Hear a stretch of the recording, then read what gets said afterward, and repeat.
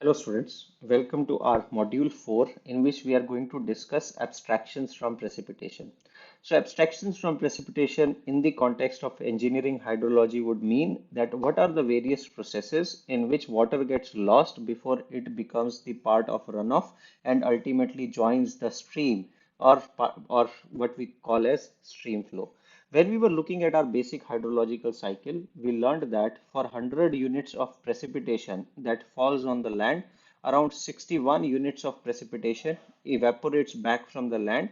And if 385 units of precipitation occurs over the oceans, around 424 units of water evaporate from the ocean because we also get contribution into ocean in form of surface inflow or surface outflow as well as groundwater outflow. And to make sure that this entire mass budget is closed, we end up with the considerable amount of water that is being evaporated from ocean as well as land.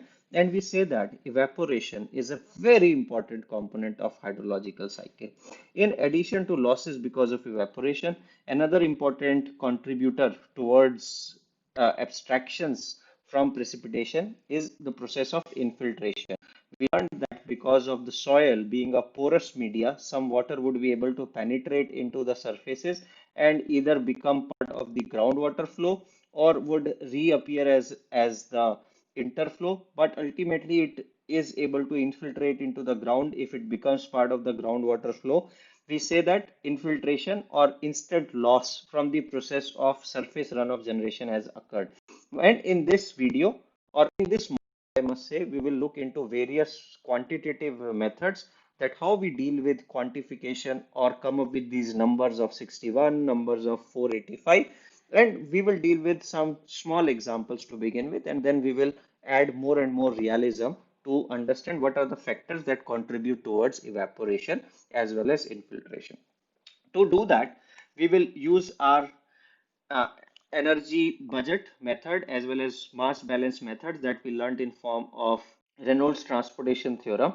So if you recall, for any quantity B from system, we can write dB of system as triple integral rate change beta times density of media that we are applying to. Let us say if it is water, we can write it as rho W dV plus VdA beta times density over control surface, where this is rate of change of extensive property from system with respect to time.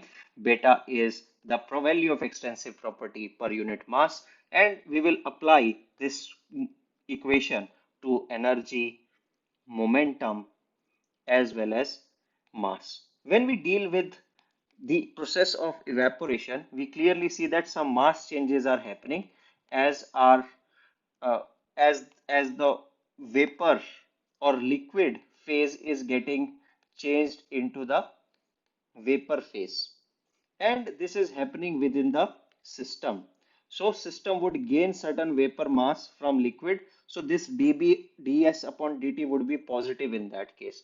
Also, some energy is required to facilitate this change from liquid to vapor, and this energy is typically provided by sun, and we have already looked into the expression of Rn.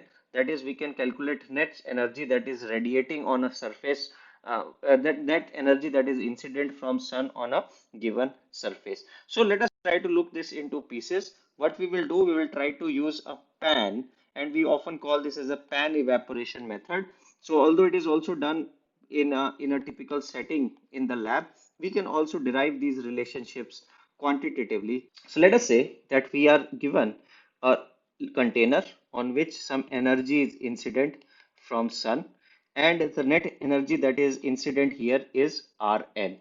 And because of evaporation, its level drops by the height dH in time dt. And if our h is positive in this direction, our rate of change of vapors in the system can be written as rho w into A times dH by dt. Since this dH by dt is going to be negative, but rate of change of vapor's mass into system is positive, we account for one correctional factor, which is negative of dH by dt times rho W A, or this is the mass of vapors that are being formed if over a given area, height of water of density W falls by the height dH in unit time dt. So if you combine this term, this term, this and so on, you end up with the rate of change of mass expression within the system of vapors as rho W A dH by dt. We also sometimes call the quantity of minus dH by dt as rate of evaporation, which we simply write as rho W A times E, where E is equal to minus dH by dt. And in hydrology, whenever somebody talks about evaporation, we are typically interested into rate of change of height with respect to time, expressed already as a positive quantity because we have accounted for one negative side outside term that is already reducing, which is negative of dH by dt. And now when we take this boundary of control, or this control volume coincide with the boundaries of the container in which this liquid is contained, what we can do, we can write our mv equal to, or which is rate of change of mv mass with respect to time, as d dt triple integral control volume, beta would be 1 in this case. Since we are applying this Reynolds transportation theorem only to vapor phase first, we will take rho v multiply by dv plus cs rho v VdA, again multiplied by unity. Now, if this system is in equilibrium in a way that within control volume, no accumulation of vapors are allowed. So whatever is being added to the system, it quickly leaves the control volume and joins the air particle here. And since it is leaving the boundaries of control volume immediately, the net change in storage within control volume for vapor is going to be zero, as we are saying that everything is getting out of the control volume or the container which is under consideration. So we can say that our relationship can be written as rho W A times E, because we estimated quantity of MA as rho W A E, as simply the flux happening from the surface area. And if we say that this container is permeable, is non-permeable on three sides and permeable only on one side, our velocity vector and area vector, they are collinear with each other, pointing outwards the control volume, and this quantity is already going to be the positive, assuming that there is no rainfall happening at the time of evaporation. So simply we can write the estimate of rate of evaporation as 1 upon rho A times control surface rho vapors multiplied by VdA. We also discussed in our last module that estimation of density of water vapors directly is hard. So we introduce another term called as a specific humidity, which is rho V upon rho A, which implies we can substitute rho V as omega times rho A, which implies rate of evaporation depends upon density of water, cross-sectional area of the surface or lake that we are considering, multiply by omega times rho A into VdA. Also, another difficulty that we encounter in estimating E is it critically depends on the quantity VdA. We can estimate omega, we can estimate density of air, density of water, as well as cross-sectional area of the lake under consideration. But estimating velocity cross dA is going to be hard, because velocity itself is tricky when we are dealing with water vapors. To rectify that, we also apply this Reynolds transportation theorem on the energy. We say that net rate of change of energy for system with respect to time is differential or a triple for over control volume for beta times rho W dV.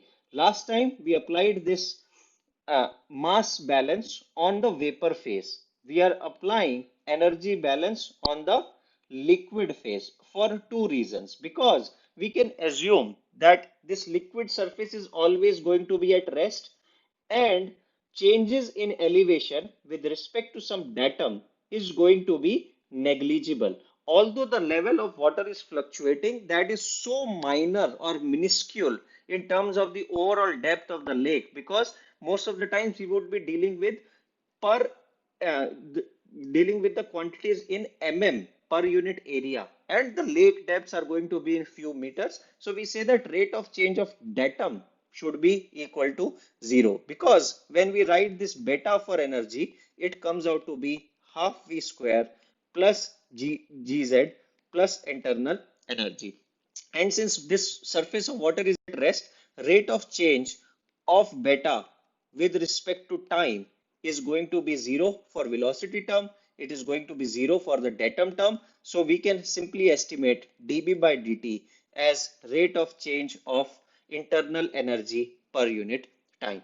Similarly, second term has the term of VdA over control surface. Since velocity of liquid is again 0, this term vanishes. So we are just left with the term of integral over control volume, and that too in a very simplified form. So we can reduce the expression in terms of the simplifications we made as DES system with respect to time as rate of change of dt over internal energy multiplied by rho v dV. Now, whenever liquid is changing from a liquid phase to a vapor phase, this change in internal energy is happening because some vaporization is taking place. And when we have to estimate the total change in EU rho v dV, we will make use of the coefficient called as latent heat of vaporization, which simply is a measure that if 1 kg of water evaporates from liquid phase to a gaseous phase, how much of the internal energy is going to increase. So we can simply say that our DE system per unit time is equal to latent heat of vaporization multiplied by mass, and when we take differentiation with respect to time, it simply becomes del mv by del t. We also learned that this del mv by del t is equal to rho wae from our previous derivation. We wrote this as rho wae, so we substitute our del mv by del t as rho wae here. Again, unit of LV is kilojoule per kg. So here we multiplied it by density times volume. So we are multiplying it by mass, and hence these units are also consistent, that we end up with the units of just energy, as on left hand side we have the term of dimensions of kilojoules or joule.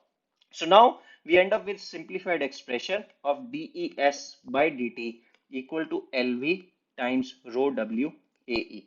Now, if we have to focus upon the measure of DES by dt, let us look into that what it is going to be.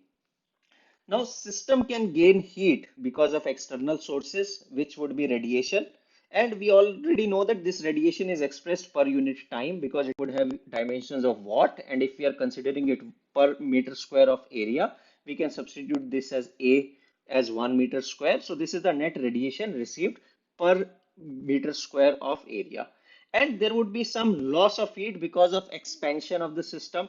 So we would say that some work done dW by dt would take away from this net energy that is incident upon system. But if liquid phase it at rest, we can say that dW by dt equal to 0. So this expression simplifies to LV rho WE, where Rn is energy incident or radiation incident in the units of watt per meter square. So we can estimate the net rate of evaporation as Rn divided by LV upon rho W. Now, this net radiation just accounts for what is incident as short wave, what is albedo of the surface, what is going out as a long wave, and it does not account for the sensible heat or any heat portion that is used to change the temperature, or any heat that is lost to the surrounding surfaces such as ground or areas. And under these two assumptions, this is a very simplified expression that we will deal with. Now, I will solve one numerical example in our beginning of our next video that will make this concept very clear, that how to use these formulae for a real world setting. Thank you.